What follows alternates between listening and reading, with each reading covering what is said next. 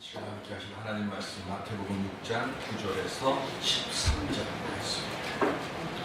마태복음 6장 9절에서 13절.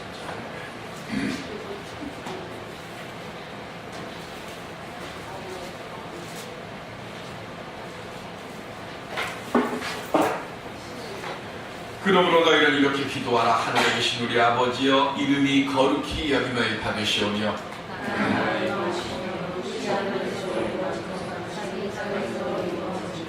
오늘 우리에게 일용할 양식을 주시옵고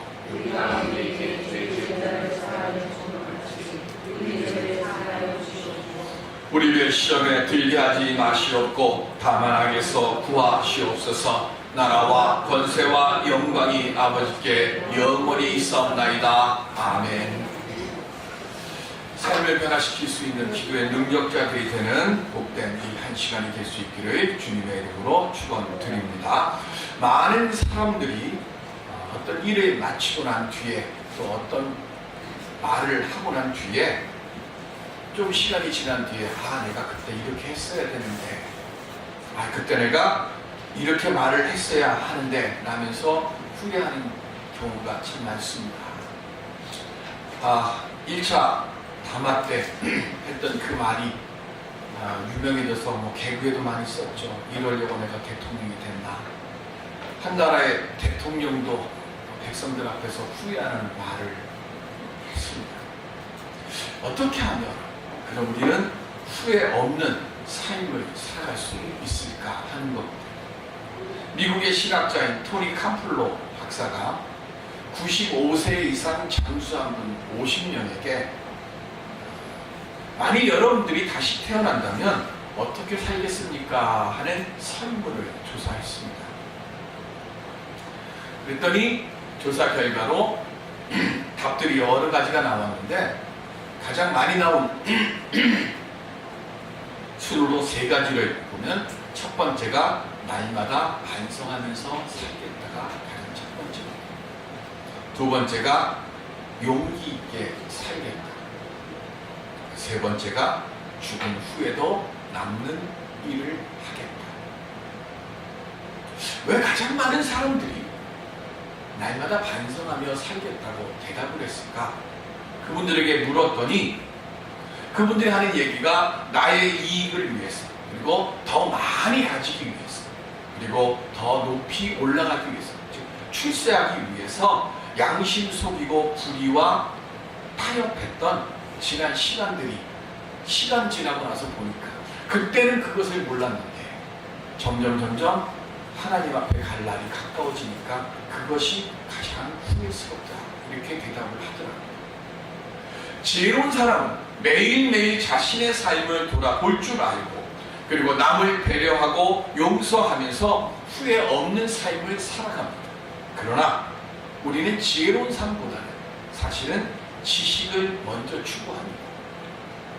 지식하고 지혜하고 뭐가 차이가 있느냐 하면 지식이 100만 원의 현금이라고 하면 지혜는 이 돈을 어떻게 사용하는가를 의미하는 거예요. 배를 몰고 가는데 배에 키가 없으면 그 배가 어떻게 됩니까? 내가 아무리 방향한 저쪽으로 가려고 내가 아무리 목표를 잡아도 키가 없으면 그 배는 내가 원하는 방향으로 가지 못합니다. 이리저리 방황하게 되는 거죠. 지혜가 없는 삶이 바로 이와 같다는 겁니다. 목적이 없는 삶을 사는 것, 이게 지혜 없는 자가 사는 삶의 모습이라는 겁니다. 죽음 앞에 섰을 때 후회만 가득한 현실을 맞는 것, 이게 지혜 없이 사는 삶의 모습이었다는 겁니다. 성도는 하나님의 말씀 속에 있는 지혜를 찾고 그리고 그 속에서 삶의 길을 찾아야 되는 줄로 믿습니다. 그때에 우리의 삶 속에 후회 없는 삶을 살게 되고 그렇도록 살아갈 수 있도록 하나님의 동행하심이 우리와 함께하여 주실 줄로 믿습니다. 주님 오심을 기다리는 대림절기입니다. 이 시간 지혜의 보배함을 준비하는 우리 모두가 될 수 있기를 주님의 이름으로 축원드립니다. 그럼 우리가 어떻게 하면 지혜의 보배함을 준비하면서 살 수 있을까요? 지난 11주 동안 주님께서 가르쳐 주신 기도를 함께 했습니다. 오늘은 주님께서 가르쳐 주신 기도의 맨 마지막 말 아멘을 통해서 이 은혜를 함께 나누고자 합니다. 아멘은 세계 공통어입니다. 구약 성경에도 아멘 되어 있고요, 신약 성경에도 아멘 되어 있고, 그리고 전 세계 모든 사람들이 다 똑같이 아멘이라고 말을 합니다. 아멘의 사전적인 뜻은 진실로 그렇습니다, 나도 그렇게 생각합니다. 성경을 보실까요? 느헤미야 8장 6절을 보시고 시작. 에스라가 위대하신 하나님 여호와를 송축하며 모든 백성이 손을 들고 아멘 아멘 하고 응답하고 몸을 굽혀 얼굴을 땅에 대고 여호와께 경배하리라. 아멘. 바벨론 포로가 끝나고 난 뒤에 이스라엘 백성들이 들어와서 제일 먼저 한 것이 성전을 재건하는 일이었어요. 성전을 재건한 뒤에 그 다음에 백성들이 가만히 있어서 느헤미야가 다시 와서 느헤미야가 이 유대 땅의 총독으로 와가지고 그가 한 것이 성벽을 재건한 거예요. 그 성벽을 다 재건 공사를 마친 뒤에 말귀를 알아들을 수 있는 모든 이스라엘 사람들이 다 성벽 앞에 모였습니다. 그리고는 학사 에스라에게 모세의 율법책을 들고 나와 달라고 요청을 합니다. 그리고는 에스라가 백성들 앞에서 이른 새벽부터 정오까지 하나님의 말씀, 거룩하신 말씀을 한 절 한 절씩 읽습니다. 그리고 그 말씀을 다 낭독한 다음에 에스라가 하나님의 위대하심을 송축하니까 백성들이 지금 아멘 아멘 하며 응답하고 있습니다. 여기서 이 아멘의 뜻은 하나님은 위대하시고 광대하십니다, 그 사실에 우리가 전적으로 동의합니다. 즉 하나님의 위대하시고 그리고 높으심의 그 은혜를 찬양할 때, 찬양 드릴 때 아멘으로 확정짓는 말이에요. 신명기 27장 15절에서 26절에는 12개의 저주를 선포하고 있습니다. 우리가 기억해야 될 산이 두 가지가 있어요. 시려산 빼고 우리가 기억해야 될 산이 신명기에 나오는 산 중에 하나가 그리심산이고 하나가 에발산입니다. 그리심산에서는 모세가 뭘 선포합니까? 복을 선포합니다.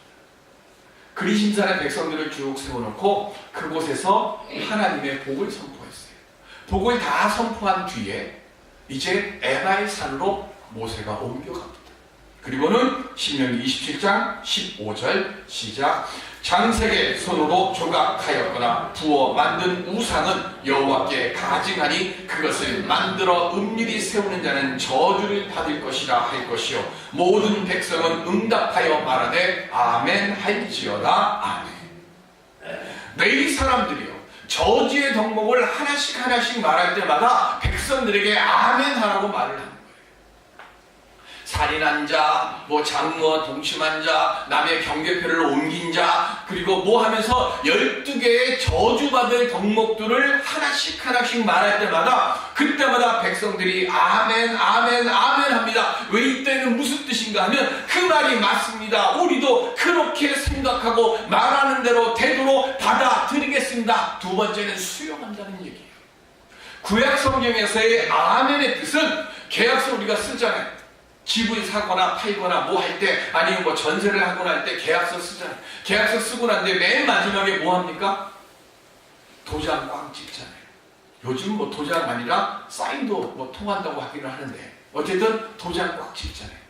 아멘이 뭐냐면 바로 계약서에 사인해놓고 지키지 않으면 내가 이 약속대로 되겠습니다 라고 하는 확인 도장을 찍는 것, 이게 아멘이라는 거예요. 그럼 약속 안 지키면 어떻게 돼요? 계약 위반이 되는 거죠. 오늘날 한국교회가 왜 이렇게 위기에 처했고 어려움에 처했는가, 그 답들을 많은 학자들이 그리고 목회자들이 묻고 찾는데 그 중에 한 가지가 뭔가 하면 기도가 진실되지 못하기 때문이라고 합니다. 기도한 대로 살지 않는다는 거예요. 우리 말 중에 시건했다라고 하는 말이 있습니다. 시건. 한번 맡은 말은 바깥으로 내뱉은 말은 도로 삼킬 수가 없는데, 식어는 뭐예요? 말을 먹는 거예요. 내가 뱉은 말을 내가 도로 먹어요. 자기가 한번 꾹꾹 먹어치우고는 그리고는 어떻게 합니까? 내가 언제 그랬냐고 시침이 뚝 떼는 거예요. 우리 청문회 때 많이 봤잖아요. 기억나지 않습니다. 사람 환장하는 거예요. 분명히 지난주에 나하고 가가지고 뭐를 같이 했어요. 그래서 당신 나랑 뭐 했지 않습니까? 아, 나 기억이 없는데. 이건 답이 없는 거예요. 자기 한 말에 대해서 자기가 모른다고, 기억나지 않는다. 하나님 앞에서 기도할 때는 열심히 다짐도 하고 뉘우치기도 하고 회개도 합니다. 그런데 교회는 삑 하고 나가는 그 순간 기도했던 걸 싹 잊어버립니다. 근데 우리가 기억해야 할 것은요, 사람들은 그걸 잃어버리지만 하나님은 그걸 다 기억하신다는 거예요. 그래서 마태복음 7장 21절에 보시면, 시작. 나더러 주여 주여 하는 자마다 다 천국에 들어갈 것이 아니요 다만 하늘에 계신 내 아버지의 뜻대로 행하는 자라야 들어가리라. 아멘. 주여 주여가 무슨 말입니까? 이거 기도할 때 쓰는 말이에요.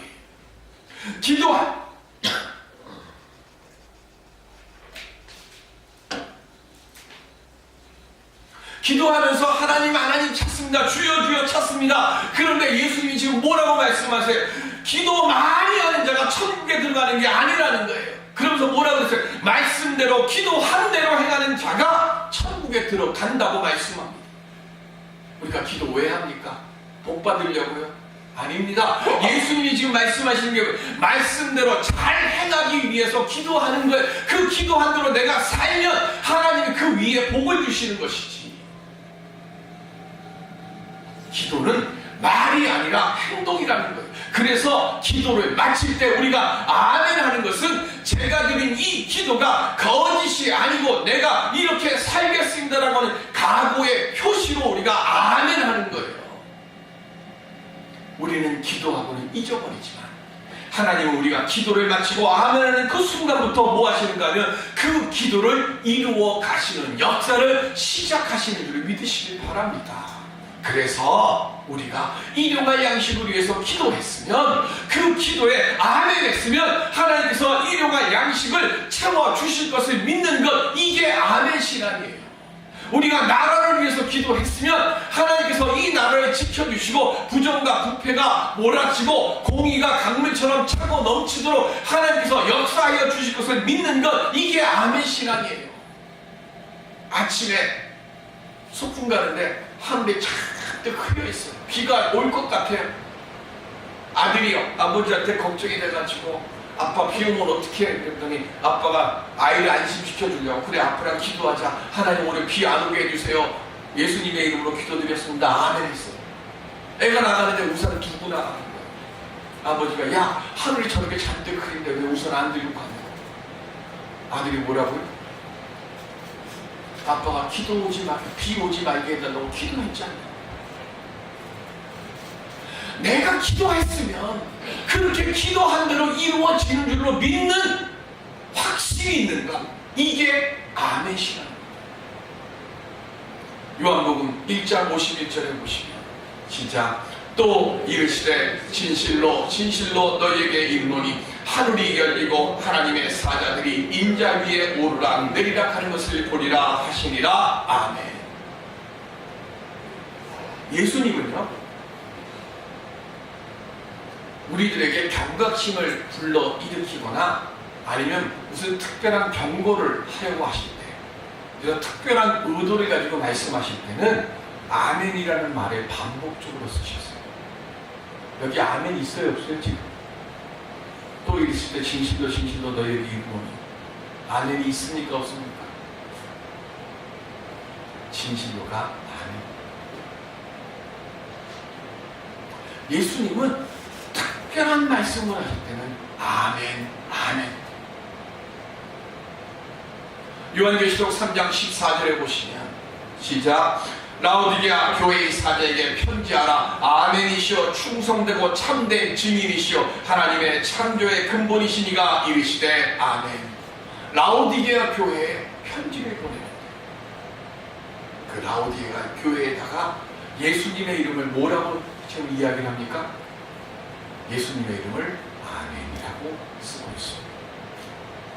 편지를 보내시는 예수 그리스도의 권위나 권세, 그리고 그 하시는 말씀의 확실성과 준엄성을 드러내기 위해서 지금 사용된 신호가 바로 아멘입니다. 예수님께서 그 이름이 바로 뭐라고요? 아멘. 아까 뭐라고 그랬어요? 요한복음 1장에 진실. 즉 예수님의 이름이 진실됩니다 하는 이 말씀이라는 거예요. 그러니까 우리는 아멘을 함부로 쓰면 안 되는 거예요. 고린도후서 1장 20절에 보시면 시작. 하나님의 약속은 얼마든지 그리스도 안에서 예가 되니 그런즉 그로 말미암아 우리가 아멘하여 하나님께 영광을 돌리게 되느니라. 아멘.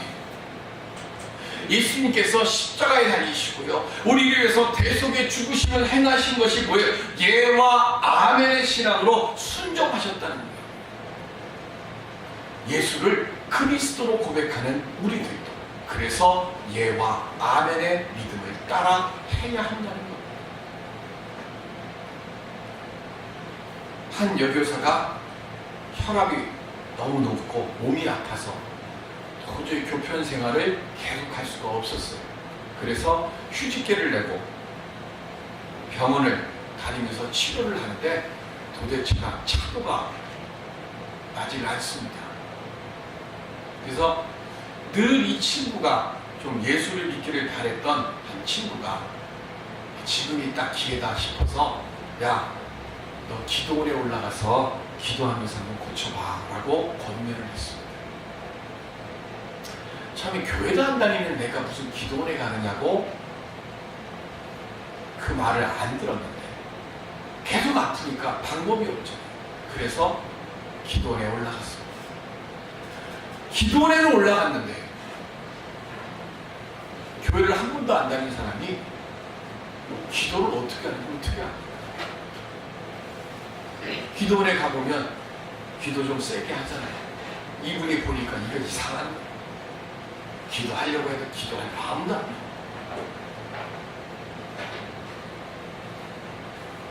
그래서 답답한 마음에 보니까 앞에 나와서 늘 찬양을 인도하는 여자 전도사님이 있어요. 그래서 그 여자 전도사님 달려가가지고 이야기를 합니다.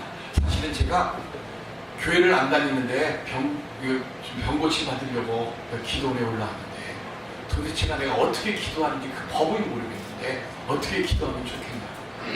그랬더니 이 여자 전도사님이 기도원에 있는 그 성경 찬송을 하더니 맨 앞에 탁 펼쳐요. 그리고 맨 앞에 있는 걸 딱 주고는 여기 있는 대로 하세요 하고 이야기를 하고 갔어요. 찬송가 맨 앞에 뭐 있어요? 뭐 있어요? 찬송가 맨 앞에? 주기도 있잖아요. 표지에 주기도하고 주기도가 아래 위로 두 개가 있어요. 이분이 그때부터 3일 동안 금식을 하면서 주문 외우시 주기도를 외우신 거예요. 처음에는 읽다가 무슨 뜻인지도 모르고 읽고 또 읽고 하다가 보니까 나중에는 어떻게 됩니까? 주기도가 외워집니다. 그렇게 3일을 금식하면서 주기도를 암송하고 또 암송하는데 갑자기 어느 순간 3일이 지난 다음날 속이 미식미식거리더니 갑자기 핏덩어리 3개가 속에서 터져나옵니다. 그리고는 답답한 게 없어지고 어지러운 것도 없어졌습니다. 기도원에서 내려와서 병원에 갔더니 완치가 됩니다. 야고보서 4장 2절에 보시면 시작. 너희가 욕심을 내어도 얻지 못하여 살인하며 시기하여도 능히 취하지 못함으로 다투고 싸우는도다. 너희가 얻지 못함은 구하지 아니하기 때문이요. 아멘.